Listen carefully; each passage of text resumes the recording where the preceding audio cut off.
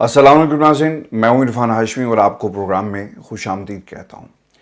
पाकिस्तान की अदलिया ने इस्टेब्लिशमेंट के चुंगल से निकलने का फैसला कर लिया है और अदालती रिमार्क्स हों या मुकदमात हों, इनमें अदलिया फ्रंट फुट पर आकर खेल रही है और वो किसी दबाव को खातिर में नहीं ला रही। जस्टिस मोहसिन अख्तर कैनी की अदालत हो, वहाँ पर सेक्टर कमांडर ISI को तलब किया जाता है।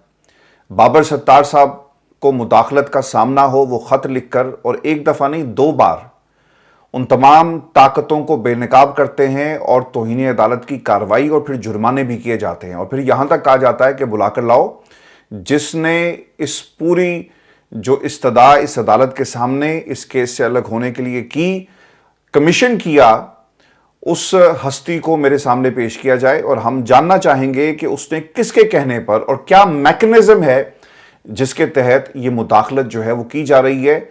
और व्यूअर्स, ये मामला यहाँ पर नहीं रुकता और एक खबर ये भी आई कि इस्लामाबाद हाई कोर्ट के एक जज ने जो एजेंसीज के बंदे उनकी अदालत में बैठे रिपोर्टिंग कर रहे थे, उनको भी बाहर निकाल दिया और ये एक्स्ट्रा ऑर्डिनरी मेजर्स हैं। इससे पहले हमने पाकिस्तान में इस तरह का अदालती रवैया जो है वो नहीं देखा।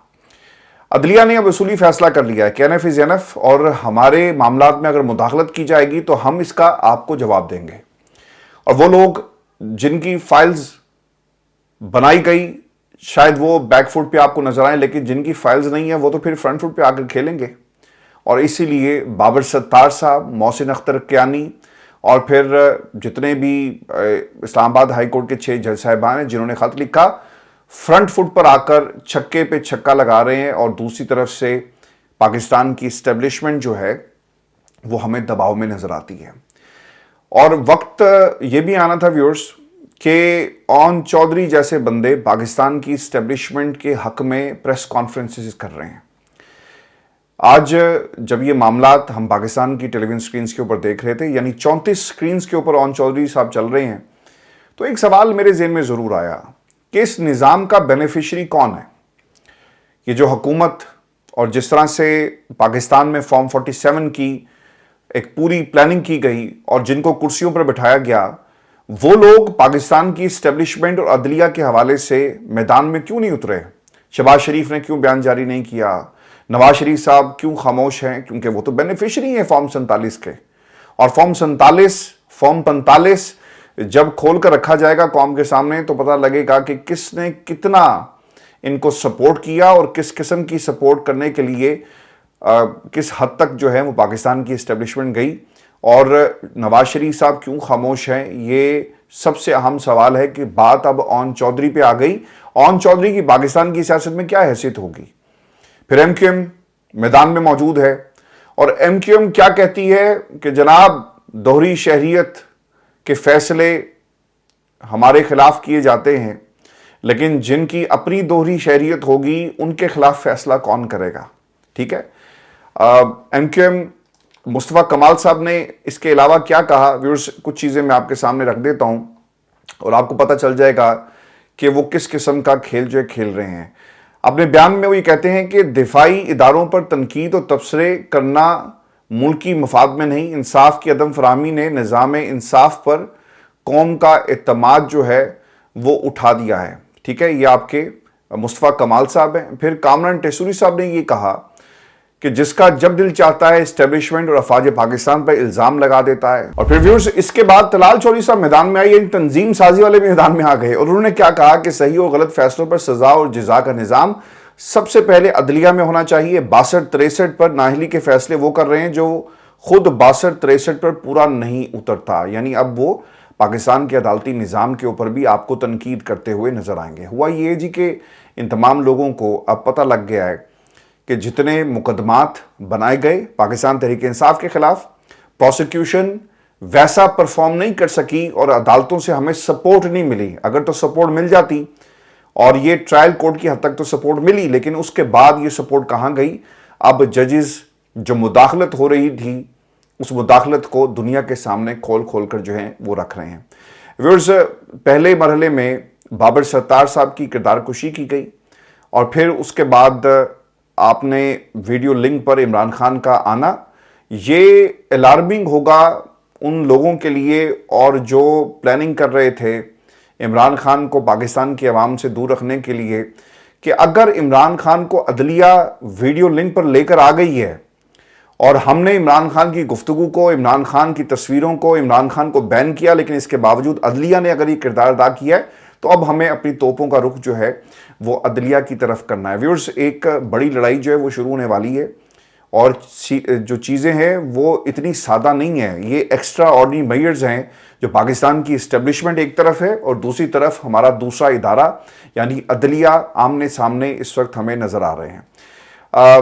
عدالت اور اسٹیبلشمنٹ کے درمیان یہ باقاعدہ محاذرائی شروع ہو چکی ہے، اور فیصل واڈا کی پریس کانفرنس جو انہوں نے کی، اس کے بعد اون چودھری، مصطفیٰ کمال، اور تینوں پریس کانفرنسز میں ایک ہی زبان آپ کو سننے کو ملے گی۔ اب جب یہ از خود نوٹس لیا گیا تو فیصل واڈا صاحب میدان میں دوبارہ آئے، اور انہوں نے کیا کہا کہ اگر میری پگڑی اچھالے گا کوئی تو ہم اس کا فٹ بال بنا دیں گے۔ میں ایسا ہی آدمی ہوں، آپ مجھے عزت دیں گے تو میں ڈبل عزت دوں گا، آپ مجھ سے بدماشی کریں گے تو میں ڈبل بدماشی کروں گا، میں منافق نہیں ہوں۔ اچھا، مسئلہ پتہ کیا ہے یہاں پہ بدماشی کا یا کسی کو کوئی نام دے کر پکارنے کا مسئلہ نہیں ہے، اداروں کا ایک ڈیکورم ہے۔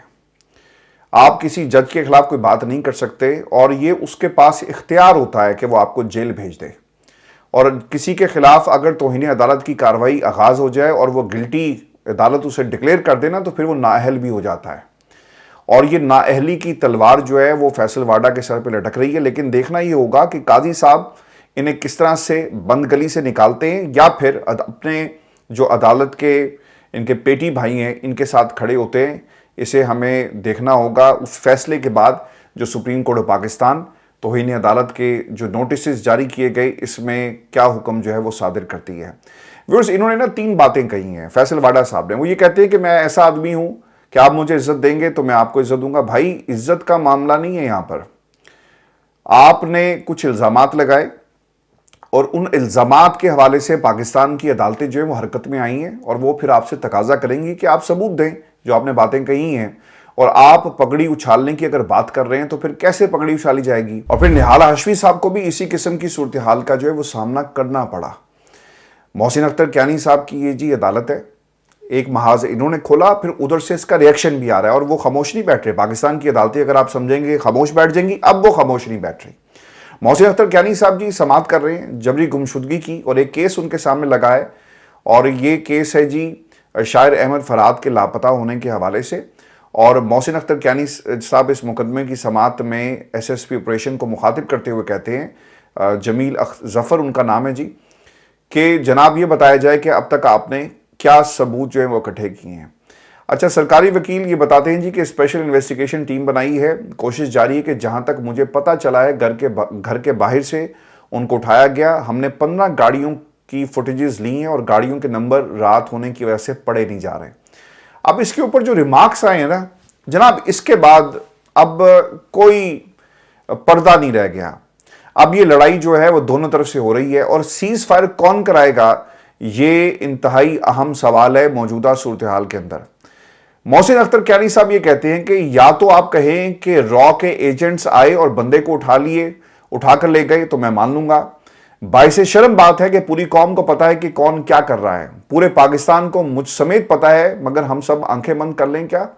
میری رائے ہے کہ قانون سازی ہو اور گمشدگیوں میں ملوث افراد کو پھانسی دی جائے۔ جناب، اس سے اہم اور اس آپ کو جو ایک شدت نظر آ رہی ہے نا لڑائی کی اور اس جنگ کی، اور آپ کو پتہ چل گیا ہوگا کہ اتنے سخت قسم کے ریمارکس جو ہیں وہ لوگ جو اٹھا لیتے ہیں ان کو پھانسی کی تجویز جو ہے وہ دی گئی ہے جسٹس محسن اختر کیانی صاحب کی طرف سے۔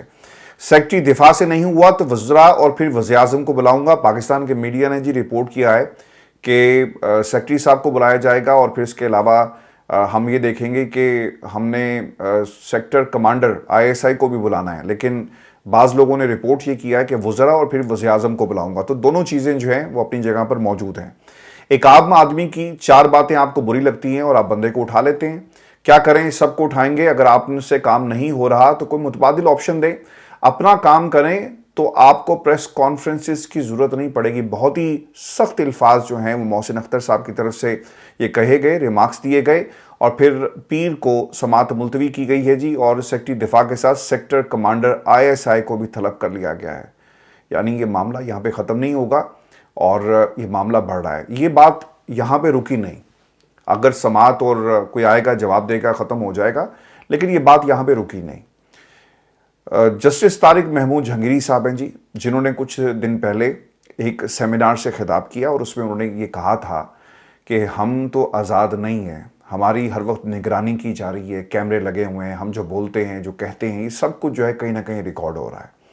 جسٹس طارق محمود جہانگیری صاحب جو ہیں یہ ان ججز میں شامل ہیں جنہوں نے خط لکھا سپریم جوڈیشل کونسل کو.